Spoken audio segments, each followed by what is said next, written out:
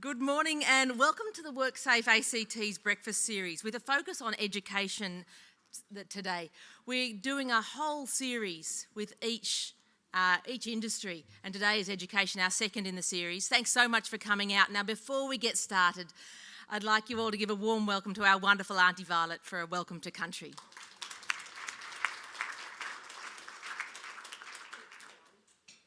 Thank you, everybody.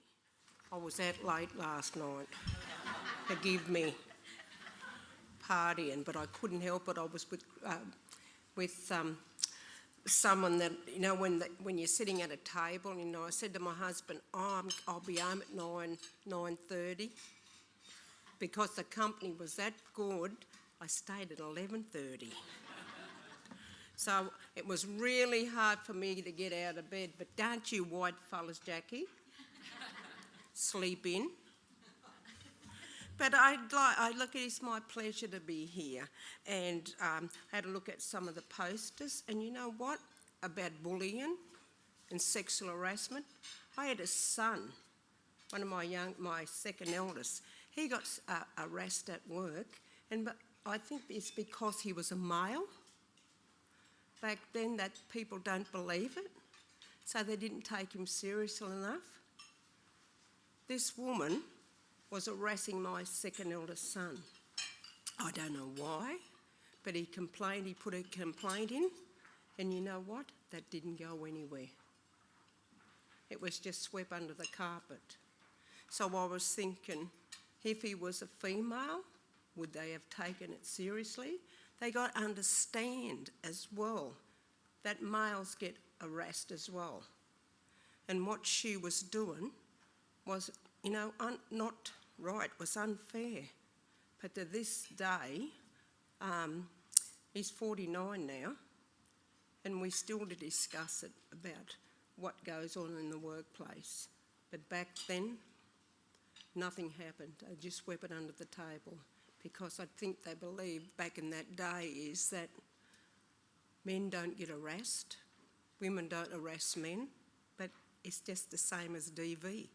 They are males that get victims as well. So we have to look at two sides.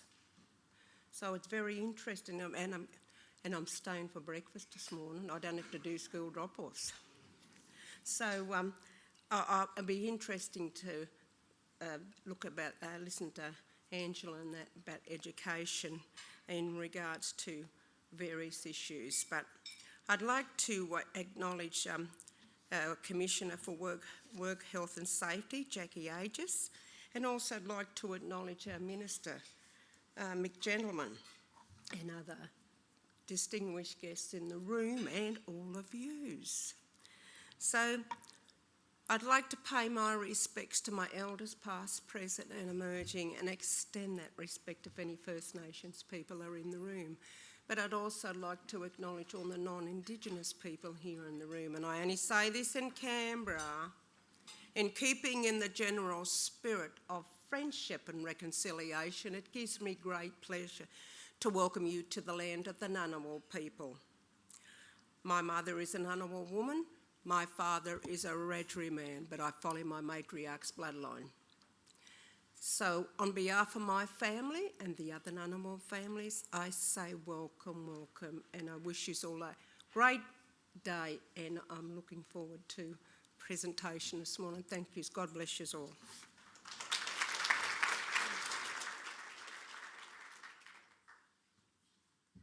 Thank you, Auntie Violet, and thank you for sharing your personal experience. And I think so many people have an experience like that or know someone.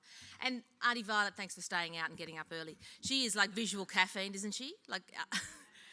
Wonderful. And thank you all for coming out so early in the morning. All of these breakfasts have been fully subscribed, pretty much sold out, you know, quicker than a Taylor Swift concert. I think it's something about a wonderful breakfast, a chance to catch up before school, and also to hear what the content is today. Super important stuff. Now, before we get started, just a few things to note. This is going to be recorded for publicity and future events. If you don't want your face on the recording, please see us, and we'll make sure that is removed, pixelated. But also, this event may contain graphic descriptions of injuries and other potentially upsetting or triggering content. Attendance and participation discretion is strongly advised. Please prioritise your mental health and seek support if necessary. Now, onto the show. The idea behind these breakfasts, as I think Auntie Violet alluded to, is really putting a focus on workplace safety, because we all expect to go to work and do our job well. And I know all of you as education professionals, extraordinary job. My son is at Lynham High, and I hate to say that my name is Lish Fayer. I better introduce myself. I work at ABC.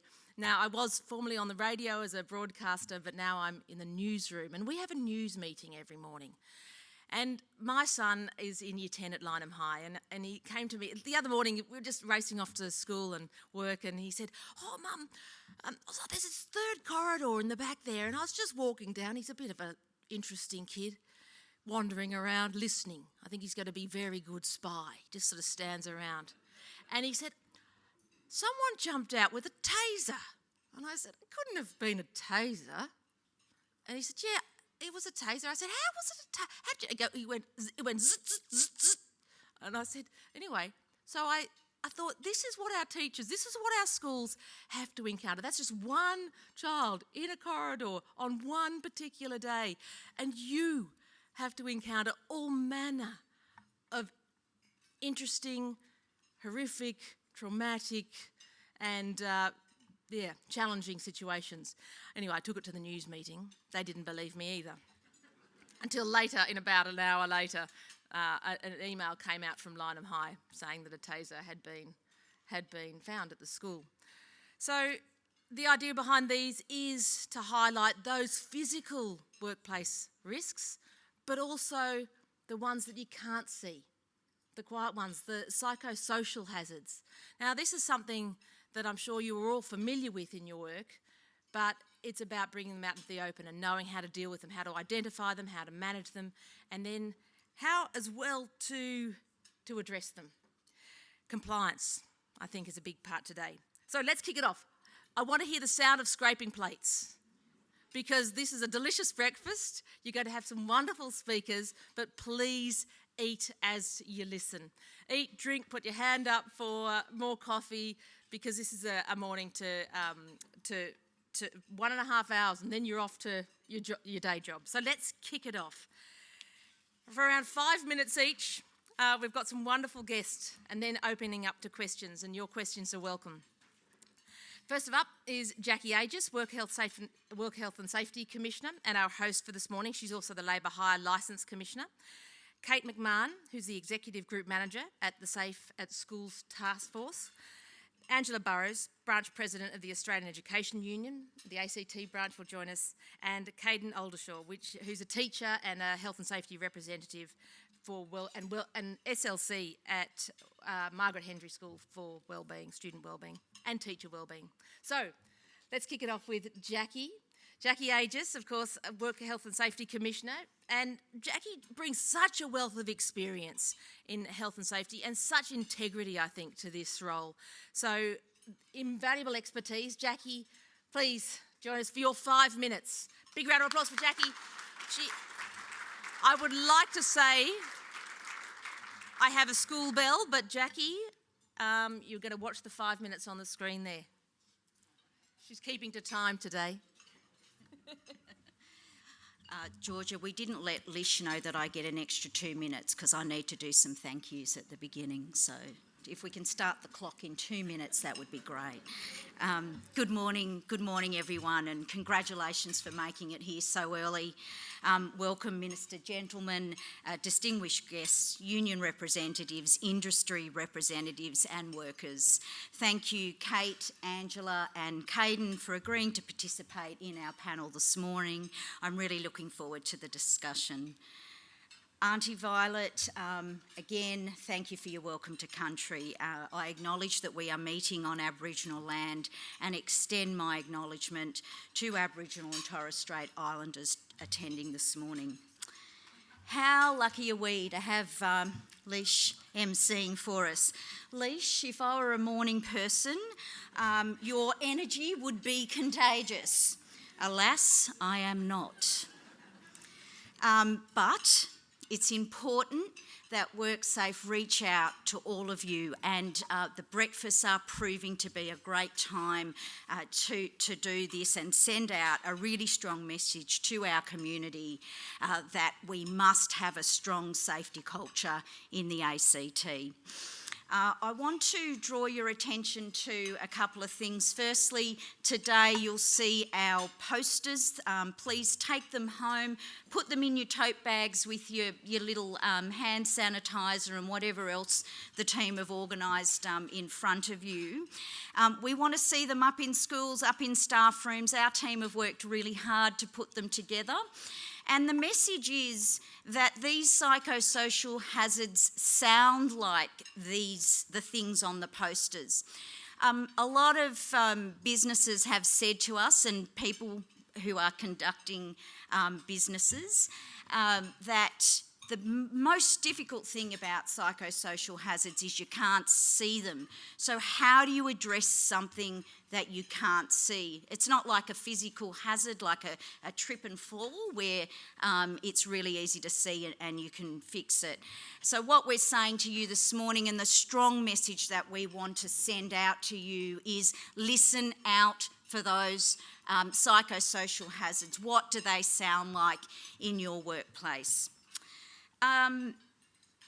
Also, if you would like to become a member of our subscription list, you'll see on your cards there's a media@worksafe.act.gov.au email address. If you send an email to that address, you will get onto our subscription list and you will receive all information in relation to our industry breakfasts, any events that we're doing, any safety alerts, and anything new and upcoming in relation to health and safety. So I encourage you to do that.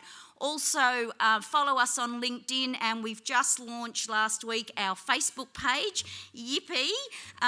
So please follow us on Facebook, and they're both great ways to keep in touch with what we're doing at WorkSafe.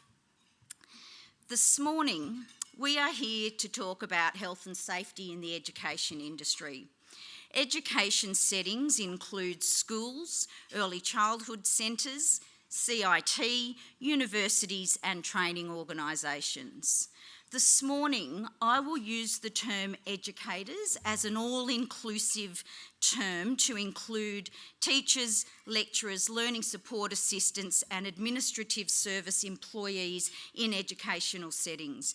The term is inclusive of all workers. Educators do not go to school. How many times have you heard an educator say, "I've got to go to school today"?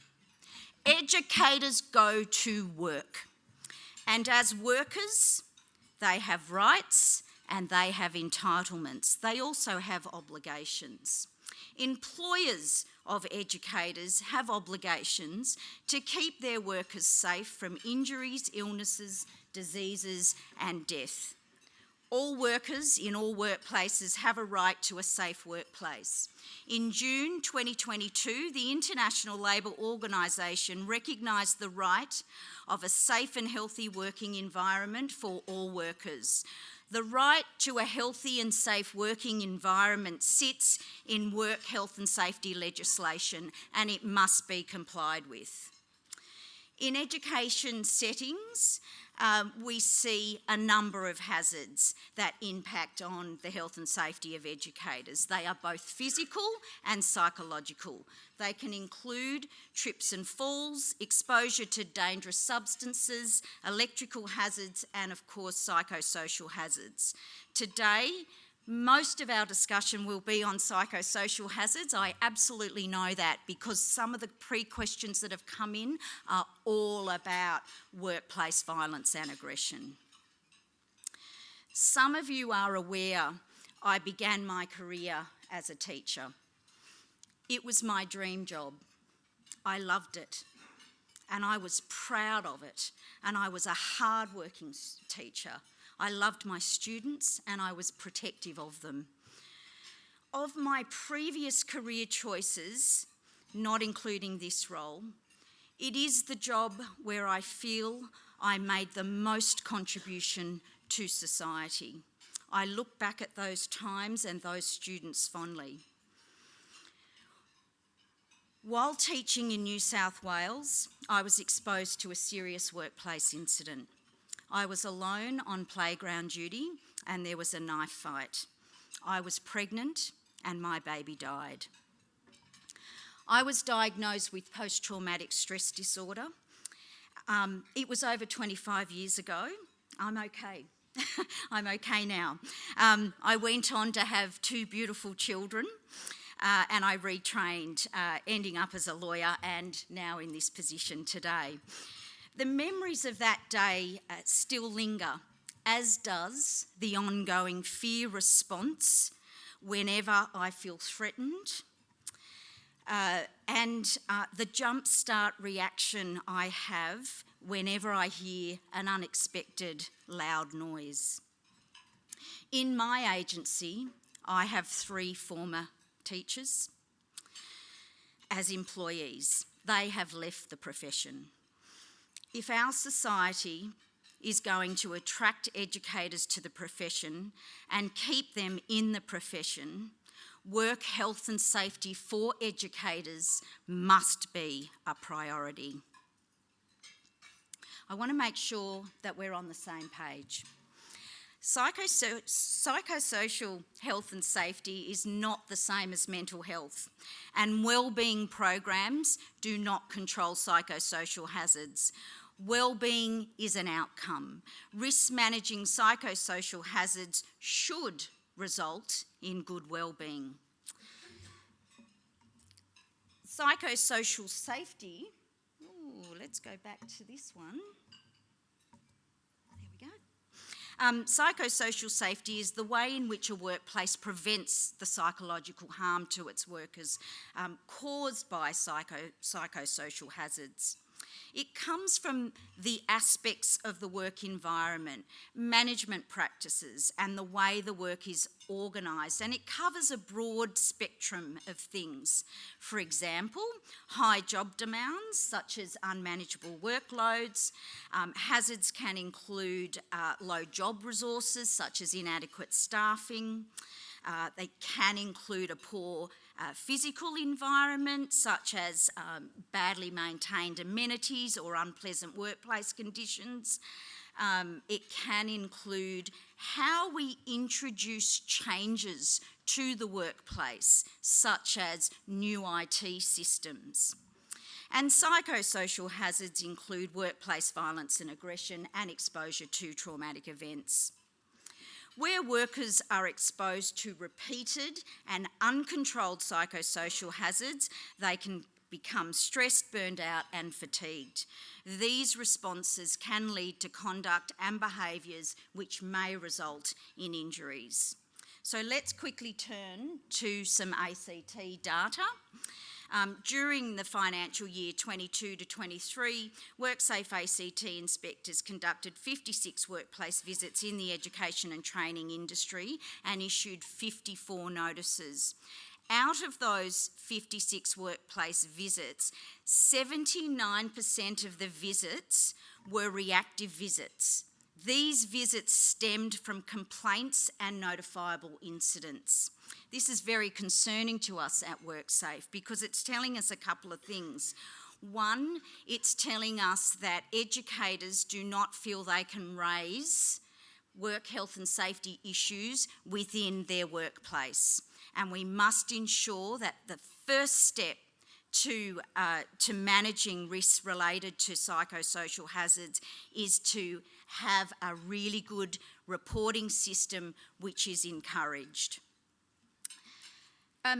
Mental stress, psychosocial hazards such as work-related harassment or work-related bullying or occupational violence accounted for more than 50% of all of WorkSafe ACT's workplace visits.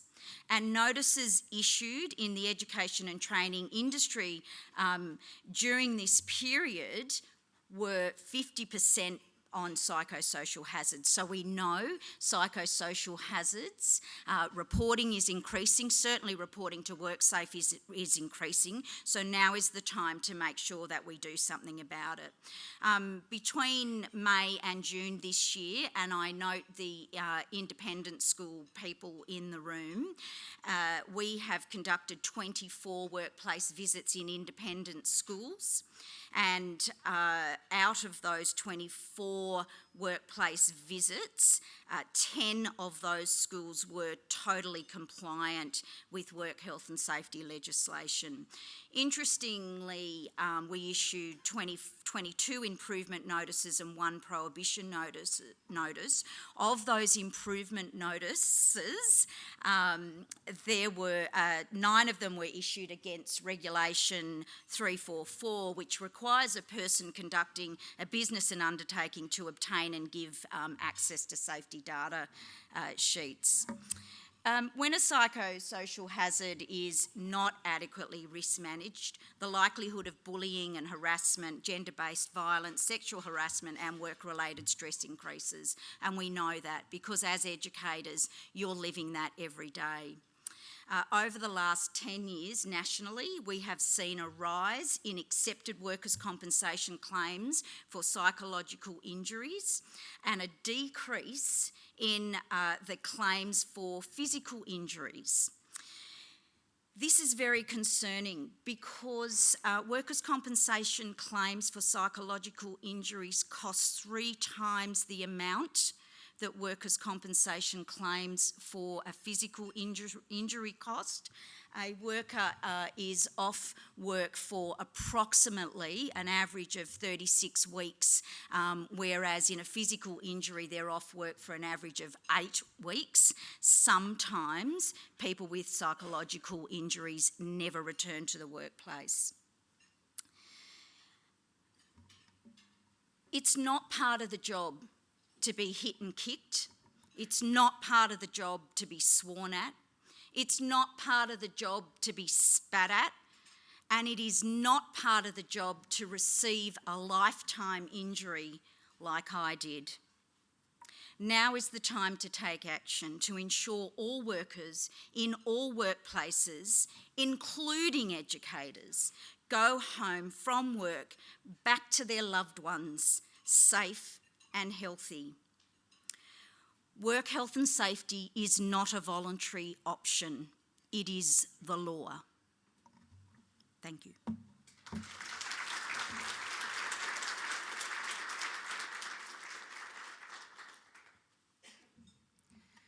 Thanks so much, Jacqui, for sharing, I think, such a personal experience. And I think that 25 years ago, you can just feel how that psychosocial effect, like you went home that day, but it stayed with you for 25 years.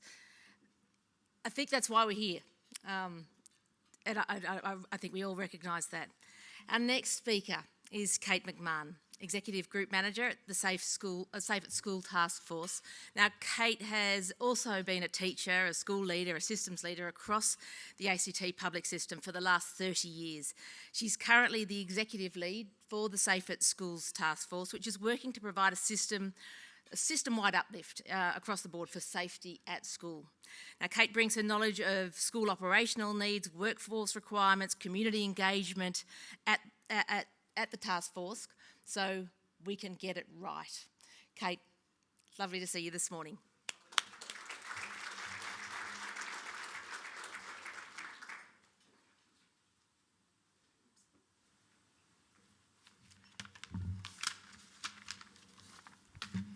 Good morning, everyone, and thanks, Lish. And I too got the phone call about the taser and went, what? A taser? No, but yes, there was. Amazing what children can get these days off the internet, isn't it? So good morning, everybody, and thank you all for coming today. Thank you for the invitation to speak, Jacqui. And as Lish said, I'm currently the Executive Group Manager for the Safe at Schools Taskforce, and prior to this, have spent a long time in education, and as a teacher, as a school leader, and now as a system leader. And throughout my time in schools, I have seen so many changes in the way we teach, how we support the needs of students, and how we've become far more inclusive in education. These changes have all focused on children, have all been significant, and have matured our education system. But what I'm now starting to see are the changes in how we think about the adults in our schools and what supports that they might require for their well-being and their safety. What do our teachers and our school leaders need to do the best jobs that they can do? How can they be supported to be well at work? So this morning I'm going to share with you the start of our improvement journey that starts to answer that question. So the Safe at Schools Taskforce was established in 2022 in response to both increased regulator activity in our schools from WorkSafe, thanks Jacqui, a staffing availability shortage, and a real desire to improve safety and well-being across our schooling system. And I think we can all notice in society that there have been amazing changes since COVID, and that community has really had a shift in the way that they operate with each other. So our vision has been to create physically and mentally safe, healthy, connected working and learning environments for all of our staff, students, and the wider school community. To do this, we've brought together a unique blend of professionals in both incorporating our WHS team along with the team that looks after complex student behaviour. So the people who help the people to stay well and the people who help our teachers to understand children and their complexities. And this approach was to ensure that we understood the elements of our system, the complexity of the system, and how to improve that.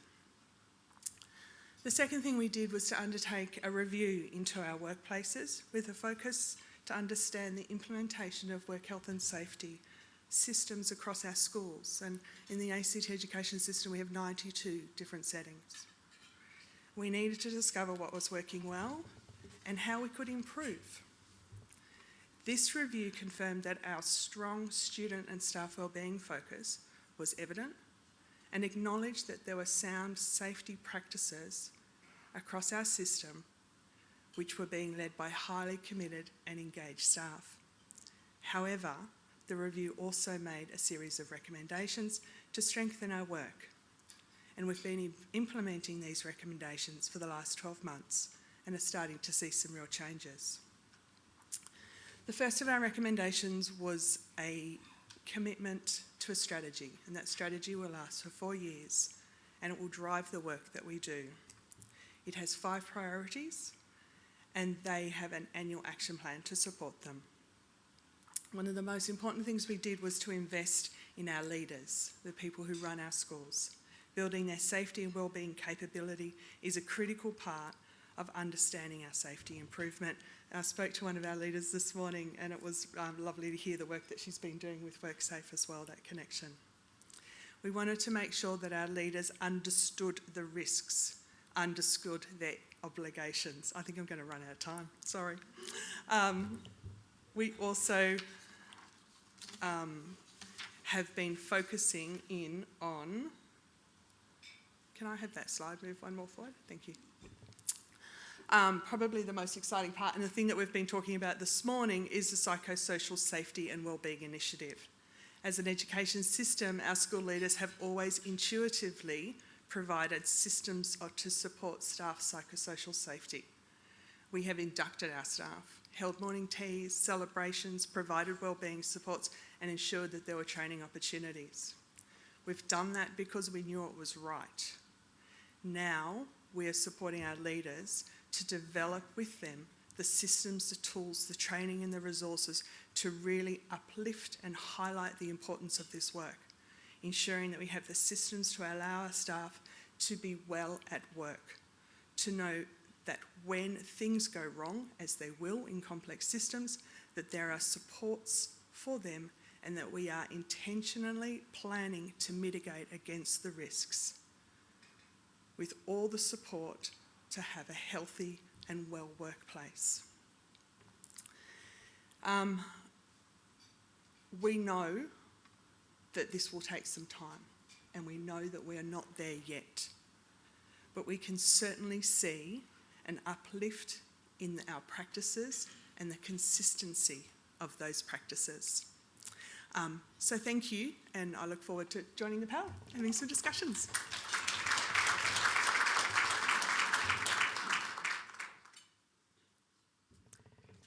Thank you, Kate. And I love how you describe it as a complex system. Education is a complex system. It is so complex. And as parents, we love that our children go to schools and are taught by such professionals. But the highlighting of making sure our adults, the professionals, the teachers feel supported and safe there is so important, because, you know, if you don't feel it, you're not going to bring it and the education won't flow. It's all back to that.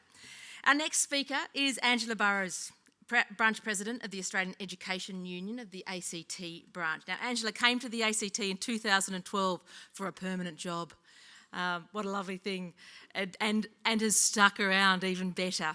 So it's really wonderful to have her with us this morning. Career change teacher. She didn't want to lurch from contract to contract in her home state of New South Wales. And since that time, she's been recognised as an excellent teacher, a champion of cultural integrity in the ACT public schools, and has been president of the ACT branch of the Australian Education Union since 2017. A big warm welcome for Angela.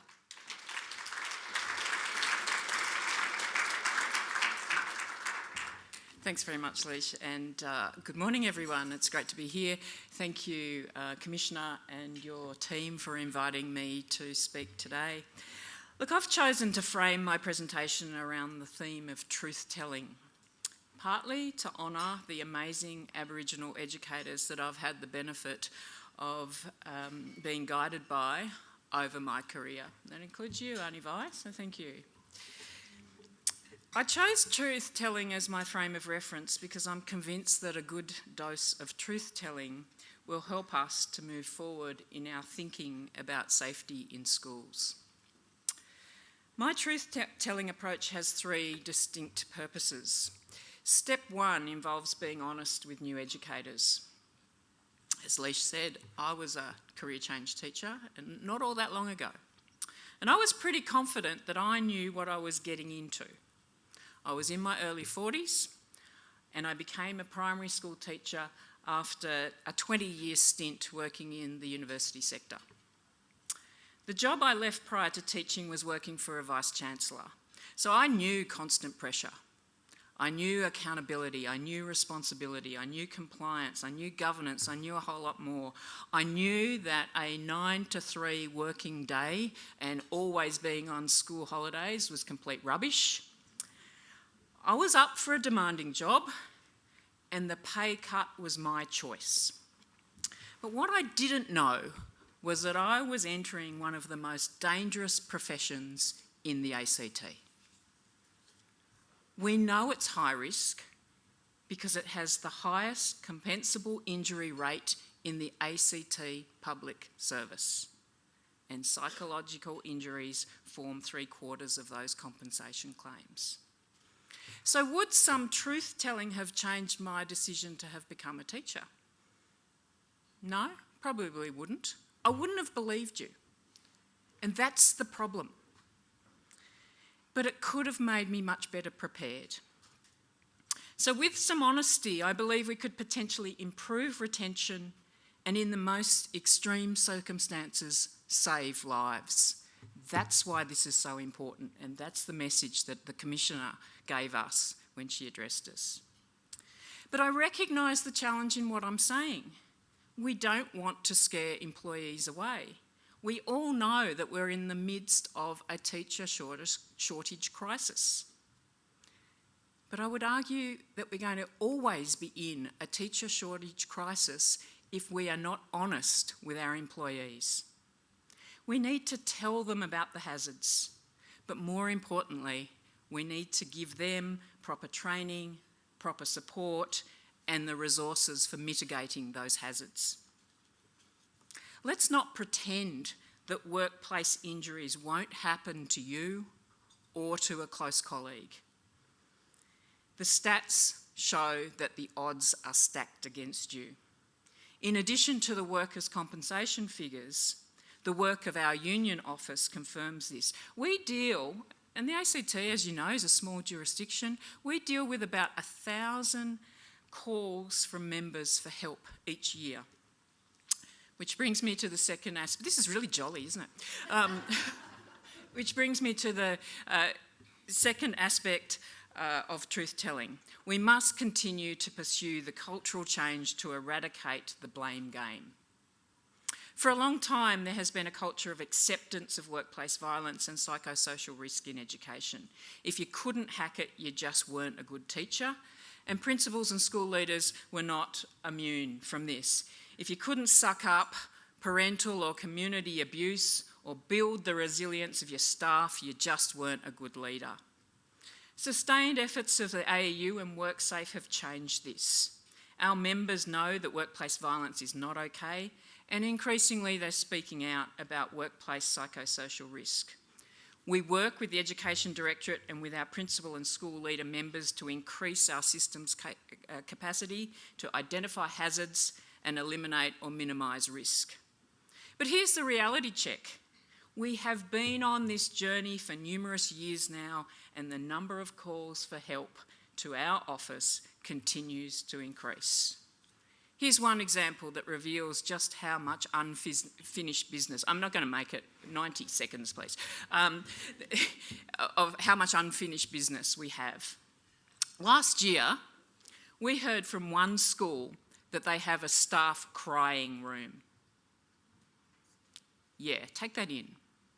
A room that is designated for staff to go to cry.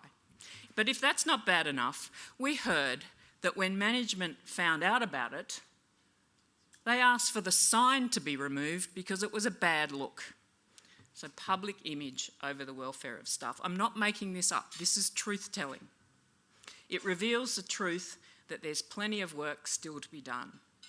We have made enormous strides. I don't discount that. We have made enormous strides in improving our understanding of workplace violence and psychosocial risk, but we need to remain forever vigilant, which leads me to my final point, and that's our social responsibility. If we deny or gloss over the abuse, violence or injury education workers suffer, we are condoning the behaviour and tacitly educating future generations of students about the acceptability of certain actions. That it's okay to hit or verbally abuse another person. And this is particularly troubling given the feminised nature of our workforce. When I lost a great teaching partner and my best friend to psychosocial injury, doing something about safety at school became very personal for me. I'm proud of what our union started, and I'm grateful to the commitment staff in the Education Directorate have shown in coming on this journey with us. It's through our collaboration that in a relatively short time, our thinking about safety in schools has changed. However, there is room to be bolder. I think that we are still held back by concerns over public perceptions. In my view, there is considerable scope for truth-telling, and I think we would all be the better for it. And I thank the Commissioner for opening up audiences like this to start that process of truth-telling. Thank you.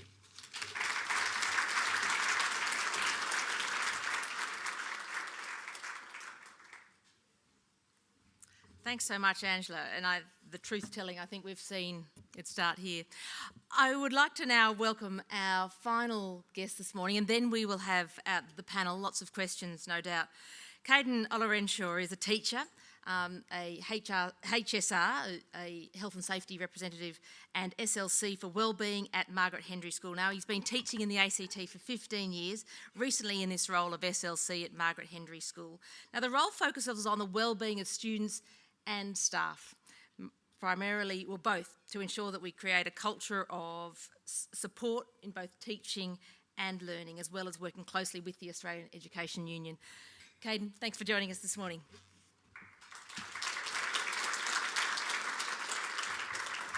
Thank you.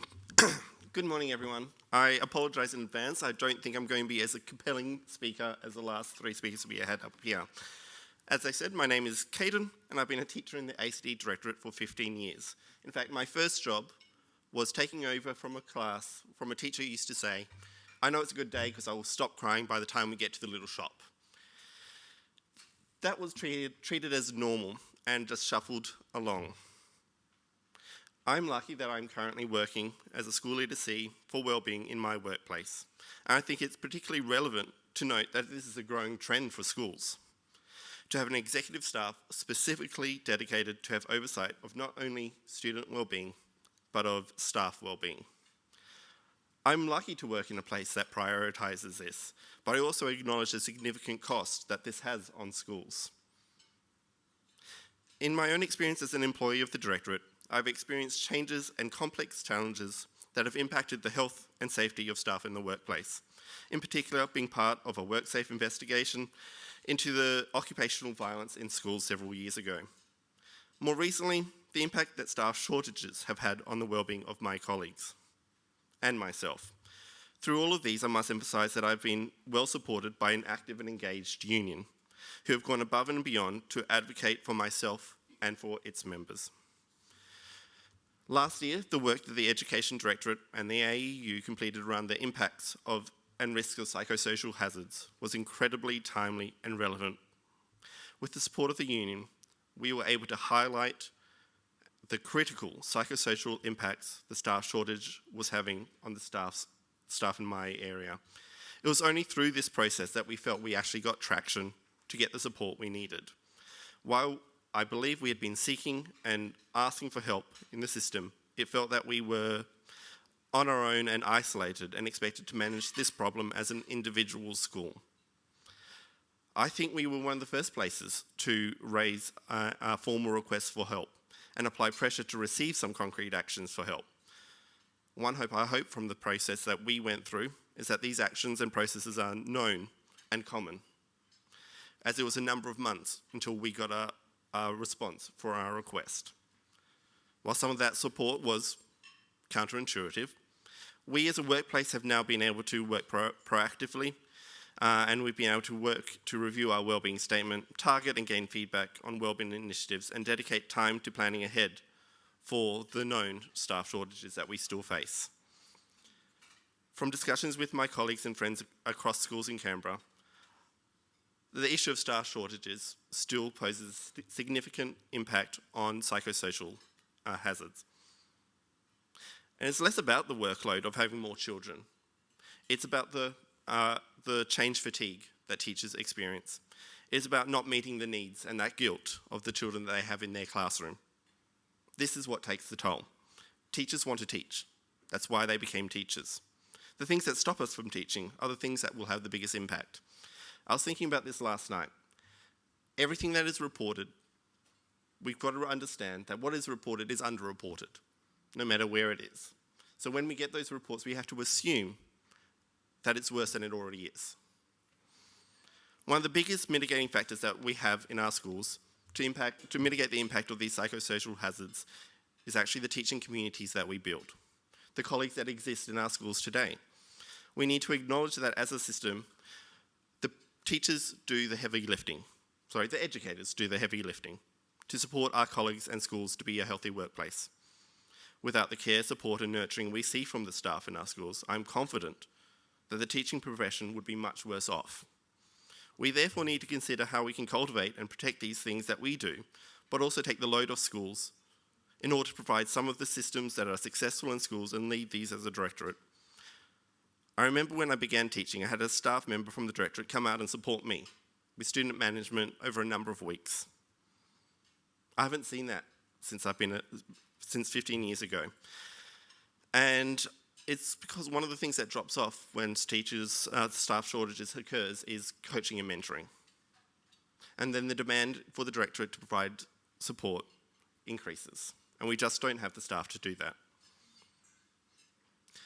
One of the biggest and most positive changes I have experienced over the last 6 years of being a HSR has been the implementation of organised network meetings for the HSRs in our system. While it is relatively new to me, it has been needed, as the HSR training that I underwent, which is 5 days, is not specific to an industry or education setting. I spent my time with 20 mechanics, and what I got out of it was an amazing insight into the life of a mechanic. But not a lot of it was specifically related to what I would experience day to day.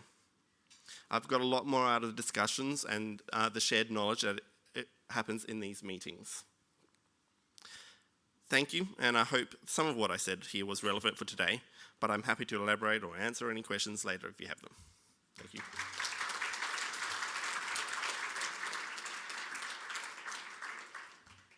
Thank you, Cadeyrn. I love the humility of Cadeyrn. But it was fabulous. You talk of change fatigue and the things that stop us from teaching have the biggest impact. You love teaching, and I think thank you on behalf of all the parents. Thank you for teaching our children. It's a remarkable profession, and my 2 children have had incredible teachers. I had incredible teachers. You probably had incredible teachers. That's perhaps why you went into the profession in the first place. Now, we've got 4 chairs up here and so many questions and another 45 minutes. Before we kick off with the panel discussion on your questions, please, there is fruit break. Cut up fruit. Now, if there's nothing greater than cut up fruit, you tell me what it is. So cut up fruit. Go and help yourself to more tea and coffee. Please get up and refresh yourselves while our panellists come up and join me up on the stage.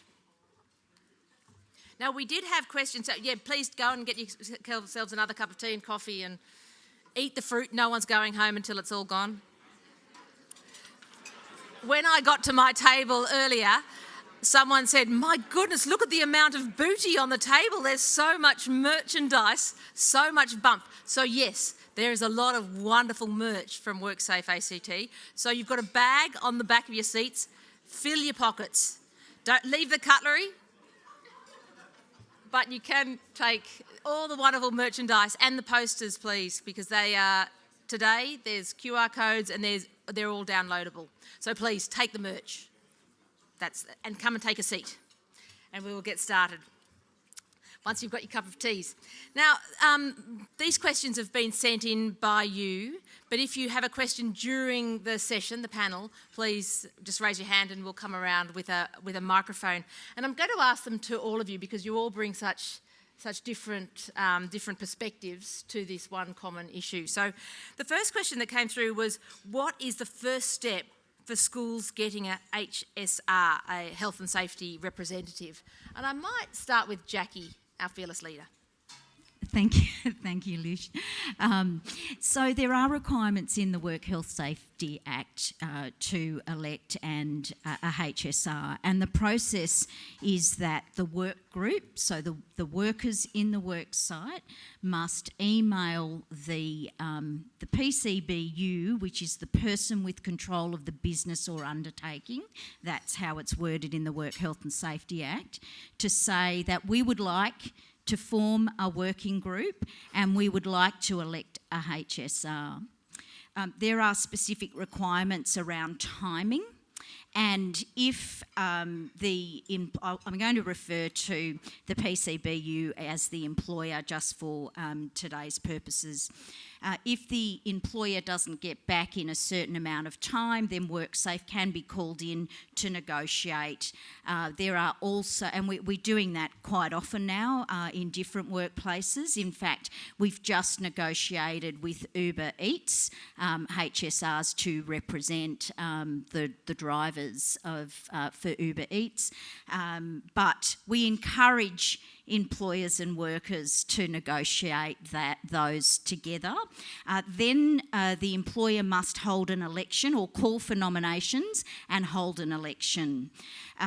The old days of tapping someone on the shoulder and asking them to be HSR do not comply with the Work Health and Safety Act, and I would discourage you from doing that. And it's really important that the role of the HSR is not to fix your safety issues in the workplace, the role of the HSR is to be a conduit between the workers and the employer and to do that negotiation. So any employers in the room, please make the HSR your best friend, because they can really help you to identify hazards in the school. Cadeyrn, you're a HSR, did you want to add to that? As part of the sub-branch, union sub-branch at any school, it's often part of the process of voting in or looking for candidates. So every year at my school, we go through a list of roles and responsibilities. I put my name up each time, and usually I'm unopposed, but if there is someone, there's a vote that goes ahead and we elect the role. I was really lucky to work in a place where we had someone who was HSR previously in their other workplace, and they were able to give me lots of support initially in how to get that going. And just to add, Safe Work Month is October. Our theme for the last week in Safe Work Month is HSRs. We're launching a HSR network and a HSR toolkit at WorkSafe ACT. And our breakfast that month will be, the theme of our breakfast is HSRs. So if you're interested in HSRs, please look out for that October breakfast on HSRs. Jacqui, I was just talking to Cadeyrn that reflecting on his comments, we realised that our HSRs were getting very generic training. So we have, at the Education Directorate, organised to have education-specific HSR training for all of our HSRs so that it really contextualises it. No longer the mechanics, but all of our teachers together, or our administrative staff. So you can have a work group in a setting that is not just teachers, but you could have an administrative work group, or you could have work groups over multiple settings. So many of our schools have a variety of campuses, so they quite often have 2 HSRs. And as Cadeyrn said, we have the HSR network as well, which is a really great opportunity to learn and to help each other. Any HSRs in the room at their workplace? I'm interested to know why you did it, why you put your hand up. You said you were unopposed. And if you... I think it was just that passion of wanting to help staff and make sure it's a safe work environment. That's been a growing passion of my own. Having gone through the WorkSafe investigation, being part of the school, one of the schools that was intensely talked to and looked at, it was something that grew, and I wanted to make sure that at the new workplace I was at, we had a safe work environment. Yeah, and thanks for others doing it. The next question is around toxic positivity. So this question says, what can schools do when toxic positivity, that, do it for the children, what your well-being is your responsibility, all of that, keep up, impedes psychosocial health and safety and people speaking up about it? Join your union.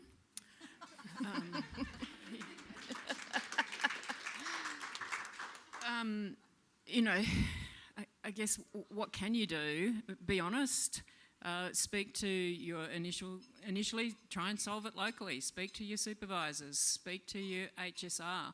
But if that doesn't work, if you're a union member, ask for help, because safety is our business. It's our core business, and we have experts, some of whom are in the room here today, who deal with this day in, day out. Lawyers who know the Work Health and Safety Act back to front, and we're there to support you. Report it. Can I say that we know educators absolutely love educating and love their students, and I said it when I spoke earlier, but can I just give you a little analogy? Straight after this, I need to fly to Darwin for an event for the next few days, a work event, and when I get on the plane, the flight attendant is going to say, "Everyone, listen up, because I'm about to tell you what the safety systems are on this plane." And they say to you, before you put the oxygen gas mask, wouldn't we like to do that? No, before you put the oxygen mask on the person next to you, before you help them, put yours on first. Why? Because we know we cannot help someone else if we ourselves are not safe. And the same goes for educators. If you are not safe, if you do not feel safe, you cannot help the people that you are teaching, and you cannot educate them. You can't look after them if you're not safe. And we know, we've heard the stories of the educators breaking down in front of their classrooms or in front of their lecture halls. We've all heard it, we all know it, we've seen it. And they do that because they're not safe, and no educator in that state can educate. I think it's a really hard thing to change in a culture in schools because we want to be positive. I think being brave enough to say that's not okay is a really hard thing to do, but we need that. We need to be the people that go back into our schools to say, no, that's not okay. I love working with the black hat person, the person who is critical. I used to work with someone and we'll go, oh, they're pipping, they're going off, and it was absolutely needed, and I got a lot out of working with these people who could see a different way of looking at it, who brought those issues and weren't afraid to bring those issues forward, and I saw a lot of change that happened from that. Couldn't agree more with everybody. I think we have had a deliberate focus on improving our school leaders' understanding of their responsibilities and the understanding of their own responses in difficult situations. Caring for the leaders in schools allows those leaders to care for the people in their schools and to make those workplaces safe places. So we've really invested in our school leaders to ensure that they're able to lead schools effectively and understand those responsibilities. And I think if I can just finish on this point, that positivity will not be forced if educators are safe and healthy. It'll just be there. Yeah, thank you so much. Next one is around occupational violence and what can schools do to combat occupational violence? I think, Jacqui, we'll start with you again on this. Okay. Well, there are lots of things that you can do. In a nutshell, it is the responsibility of the employer, the PCBU, to ensure that they are managing the risks, it's the hazards, the psychosocial hazards in the workplace. The best way to do that is to implement the hierarchy of controls. And the hierarchy of controls, the first step in the hierarchy of controls is to eliminate so far as is reasonably practicable. Now, what I hear often is people saying, well, it's not reasonably practicable.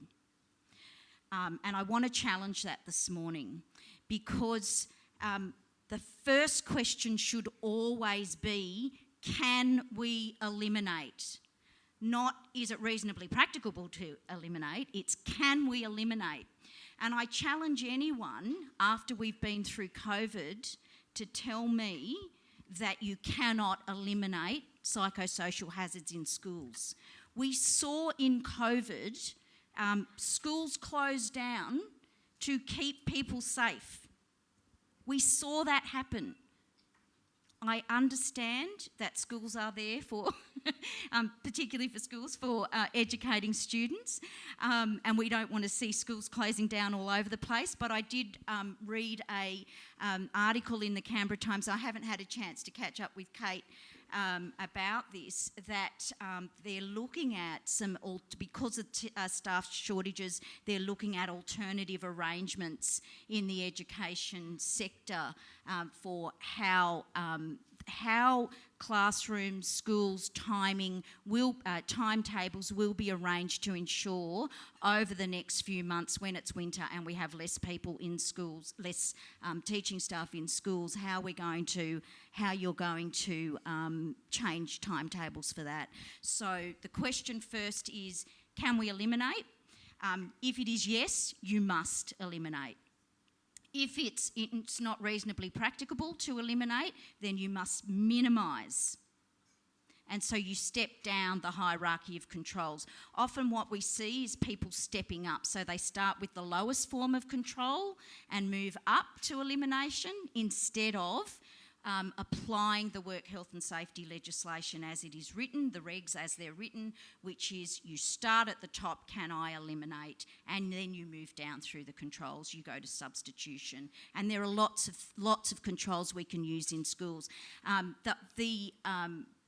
of the we need to get out of this whole thinking that students require one teacher all of the time. We need to start moving people around to make sure that we're keeping them safe so that they're not exposed to those hazards day in, day out, hour after hour after hour, because that's when we will get a compound psychological injury. And I've seen it happen. Thanks. I'm just going to go on a bit of a tangent here because Jacqui's given you the answer. Kate has also given you the answer in her presentation. I just told you to be honest, and Cadeyrn gave you some very practical examples. But the tangent I wanted to go on is this is critical for us to call out and do something about. I am horrified by the statistics on the family and domestic violence in society, that one woman every 4 days is being injured or killed by a intimate partner or former intimate partner. What are we doing if we don't address occupational violence in our schools, we are never going to change that around. It's urgent, it's critical, we have a responsibility. Can I add to that? Thanks, Angela.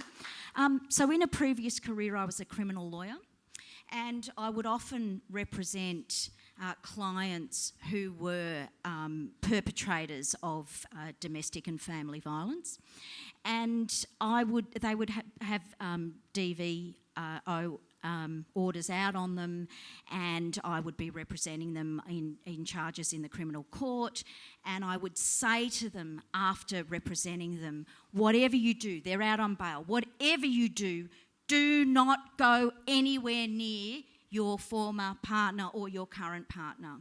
And they would say, okay, Jacqui.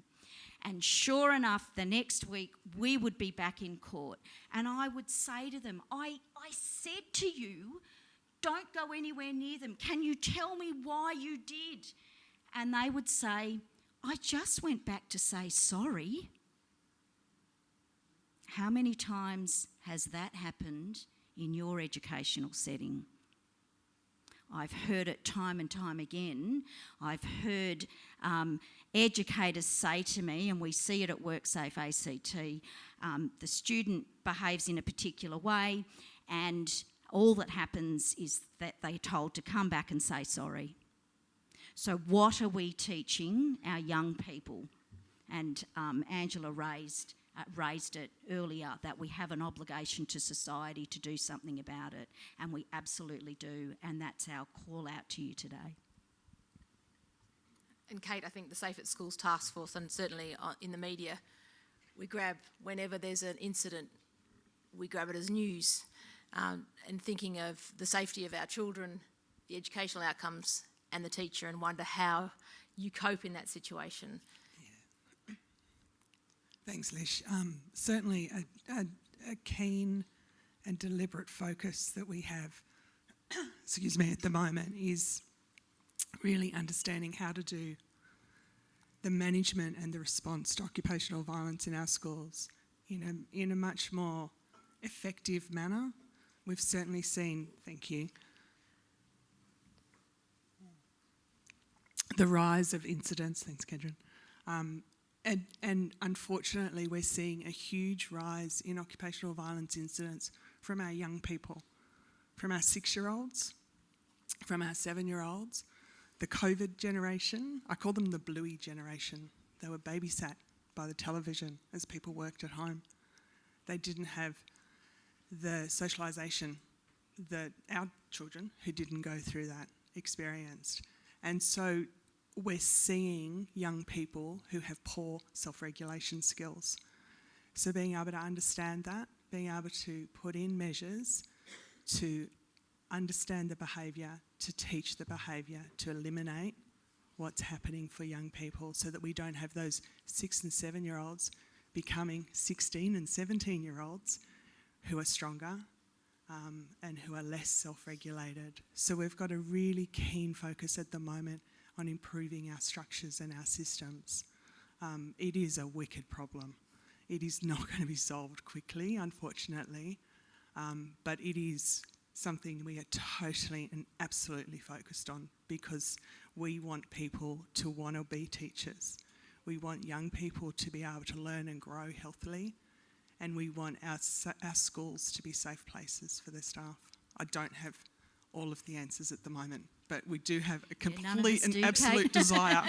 If we had the answers, it would be wonderful, wouldn't it? Magic wand. I think as people on the floor, it's about what we said earlier, telling the truth, reporting it. Sometimes we feel guilty about reporting it, like it'll look bad on us or look bad on our school, but that reporting paints a picture, and that's the only way we're going to get that traction and help. And then if you still don't feel you're getting help, going to the union for support. That's how we got the WorkSafe investigation into occupational violence in schools, is by being honest. Yeah. If anyone has a question, we've got one more question here from your earlier questions, but if anyone has a question, just raise your hand and we'll come to you with the microphone. This one, though, is how can schools effectively support teachers' return to work after maternity leave or long service leave or stress leave or holidays?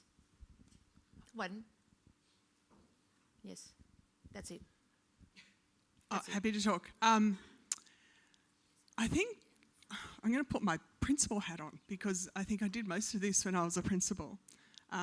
Flexible working conditions for people returning to work and flexibly thinking about what they need is probably the most accommodating and safe thing that we can do as school leaders. Having been a parent in our school system, having been a principal who was able to work part-time to accommodate the needs of my family, what a privilege.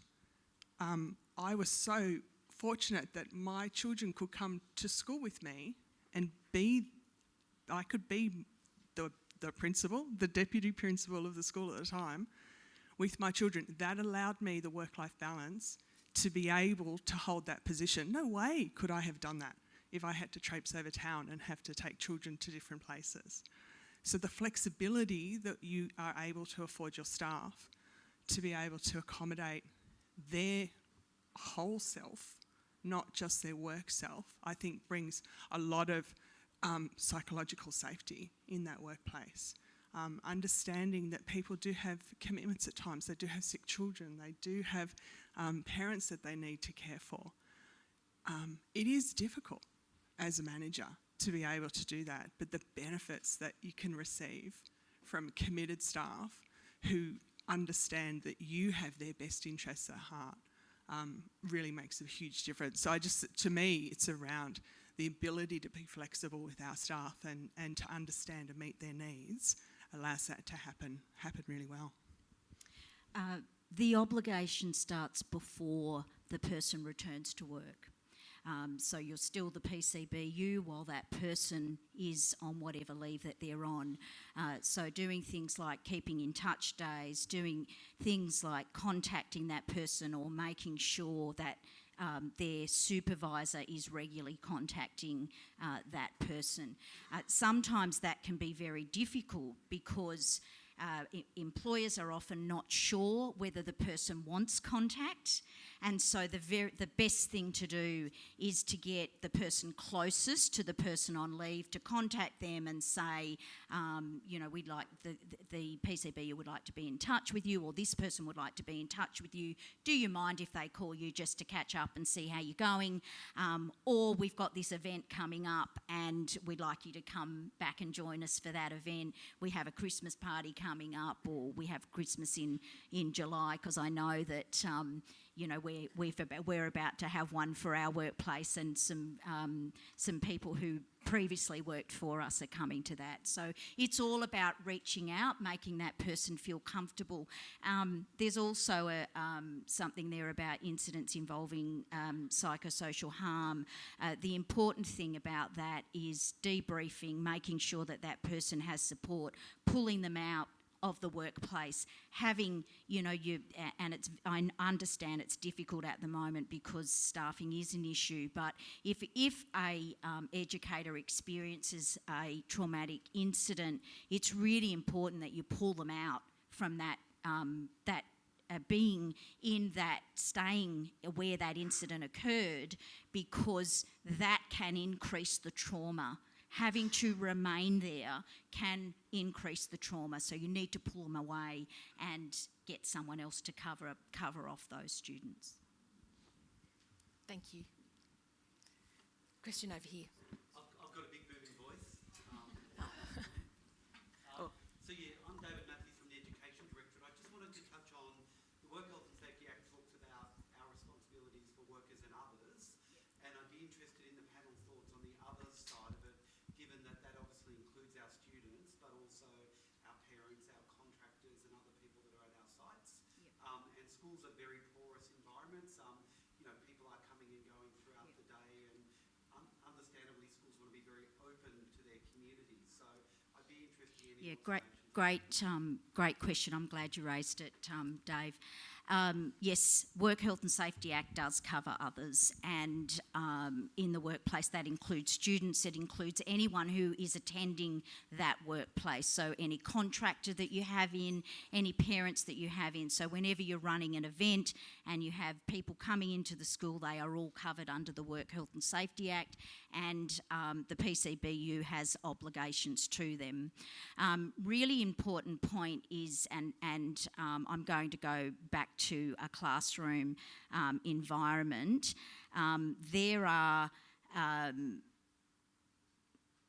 around, and I know schools vary, but I'm going to say there are 25 students. We'll just stick with 25 on average, 25 students in a classroom, and all of those 25 students have a right to be safe, and all of those 25 students have a right to an education. So when we're dealing with psychosocial hazards, we must consider everyone, not just the student who may be that risk that's causing that psychosocial risk. So it's really important, and you need to do both, and it's hard, and I know it's complex, and we spoke about, Kate, I think, mentioned that earlier. But if there is an incident in a classroom, what we will WorkSafe will look at is, in relation to the others, is there a connection to the working environment? If there is a connection to the working environment, then it will come under WorkSafe to look into that matter. Parents, I'll go to parents. It's an interesting one. Can I say, and we hear it a lot. We hear about parents coming in and being aggressive, parents being demanding.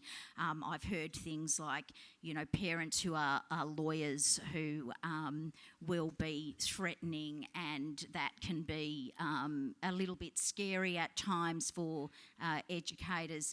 Parents don't have a right to education, and PCBUs can ban them from attending the workplace. There are also workplace orders, so if you feel that one of your people are being threatened, then you can look at things like workplace orders.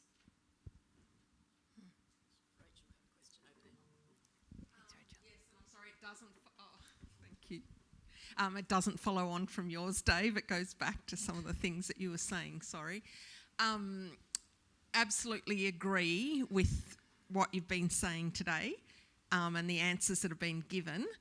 Just feeling that they're not, and I know this sounds negative and it's got the buts, they're not practical answers for us. So coming from a very proactive school where we agree and do everything that you're talking about, then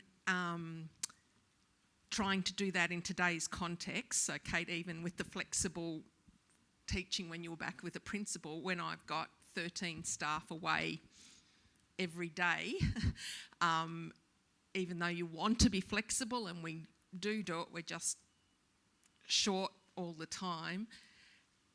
So the answers on what to do about occupational violence and the answers for it, they weren't actually practical ones. Yes, I know I want to eliminate it, but how? I get told, somebody talked about spitting, that we don't have to put up with it, and the answer that I've been given is your staff need to be wearing screens and guards on their arms, and then you ignore it so that it doesn't increase, for example. Do you know what I'm getting at? That even when you want to do it, we have 2 HSRs, we meet regularly, we have all the documentation, all the positive behaviour plans, everything there, but there's, apart from EAPs and self-care and moving people around, what do we actually do to teach kids to self-regulate when there are the 6-year-olds that are behaving like that? I don't know if I'm being clear at all. I'm sorry, Kate. Yeah, you are. We're hearing your frustration and understand. As we've said, it's complex. Do you want to go, Kate? Rachel, totally empathise and get what you're saying. I think at the moment we're in that compounded wicked system in that we don't have the staff to replace the staff to have training. We don't have the flexibility that we used to have in being able to tap people in and tap people out. I would hope that we can, it's going to take time to get me teachers. You just can't grow them, can you? Like, they're growing slowly because it's a profession. I had a ex-parent write to me the other day to say, I'm a little bit bored and I think I could become a teacher. I think I could offer that. But I don't want to do the study. So do you think you could just write me a letter of recommendation? I'm like, no. Like, we're qualified people. You can't just get a letter to become a teacher. So we don't have the staff, the flexibility, and I think you mentioned it, Jacqui, about what do we do when we don't have enough teachers and how do we make shifts and changes to what we're doing. Training, obviously, training to understand people, understand the behaviours of young people, putting in systems that can be followed. And I think sometimes we go back to that positive culture that we want to just help and want to just intervene. But if we're not following the controls that have been put in place for a child that have been recognised to support that child to not behave in that way, if we don't do that, then we're compounding the problem again. So how do we make sure the controls work well? How do we get the training, and what are the different ways we can do training to ensure that we can understand those behaviours? And how do we work with families to make sure that they understand the helps and supports that that child might need to be able to develop fully? How do we engage them with the NDIS? How do we engage them with therapeutic services to be able to support them as well? It's a really wicked problem, Rachel, I know, and I really, really do feel for you. So part of the issue is around reducing the impact of occupational or workplace violence and aggression. And so, as I had said, constant exposure with psychosocial hazards, constant exposure of an aggressive incident will result in a compound psychological injury. We know that. It happens. How many teachers and educators do we know that reach their mid-40s and they're done? They're done because of that exposure to those psychosocial hazards. One of the and just to be really clear about the role of WorkSafe, the role of WorkSafe is not to tell you how to meet your WHS obligations, it's to tell you what your obligations are, and of course we can make suggestions. One of the things that when you have, if it's in relation to a difficult student, then perhaps we need to start thinking about thinking outside of the box. Instead of moving the staff member, do we move the student? Do we keep the student engaged by moving them around? Collaboration with the parents is a great one. Do we look at shortened timetables so we know, for instance, with some students and their behaviour, that there are particular times of the day where where they may find more difficult and more challenging. So are they the times of the day that that particular student isn't attending school? So it's about thinking outside the box like we did in COVID. It's about thinking around what is possible rather than what is not possible. And it's very difficult when you're in that system and you're dealing with it day to day, you're a principal, to try to think a little bit more creatively. But you need to rely on the supports of the PCBU, and the PCBU, of course, are here today. And so the systems that they put in place to support you are really important. I think it's a really complex thing, and we could be going here, it's multifaceted about how we can support this, but I was thinking really kind of carefully about what can I do now. I'm not saying that this is the solution, but it's what my workspace has tried to implement currently, is prioritising, even though there's a staff shortage, prioritising staff that can respond. We've developed a wellbeing hub that is designed to regulate student emotions at different points, and it's always manned. It's always manned by an SLC or an executive member of staff to respond, and we've all been trained up on how to respond. And of course we want the students to be back and engaged, but in a point of occupational violence, being able to get a child up to regulate again and probably continue their learning in that space away that is devoted just to them. It's also manned by a youth worker and a wellbeing officer. So it's really about prioritising that in a school, and that's what we're trying at the moment. I'm not saying it's the solution, but prioritising the wellbeing and always having someone available for it, I think, is what we're trying to do. Angela, we've got one more minute because I know all of you have got to race off to work as well. Yeah, thanks. Look, the only thing that's going around my mind here is the impact of the teacher shortage and the fact that we all know it's not going to go away probably for 4 or 5 years, if indeed, and that this is an opportunity for us as a system to rethink how we deliver schooling. And if you don't have enough staff, and that's an experience that probably 25% or more of our schools are experiencing every day, we have to be bolder about what some of these strategies for mitigating that, because it's the major driver of risk. Thank you for your question. Really great one to end on. And thank you to our wonderful panellists today. Can you please give a big round of applause to all our fabulous teachers, Jacqui and Kate and Angela and Cadeyrn. And thanks for coming out this morning. I really appreciate all your, just your enthusiasm. But Jacqui, do you want to end on anything as work health and safety? Put me on the spot, and I still haven't remembered that you do. But I think for me, what I've learned is it's a wicked problem, and I'm going to go back to something that I always say, and that is that the biggest risk to safety is not knowing there's a risk. So make it your business to know what the hazards are in your workplace. Yeah, and I got truth-telling, wicked problem, and Jacqui Agius has lived a couple of other lives before she's been our Work Health and Safety Commissioner. But thank you all for coming, and I don't want to be toxically positive and say a great day, but have a day.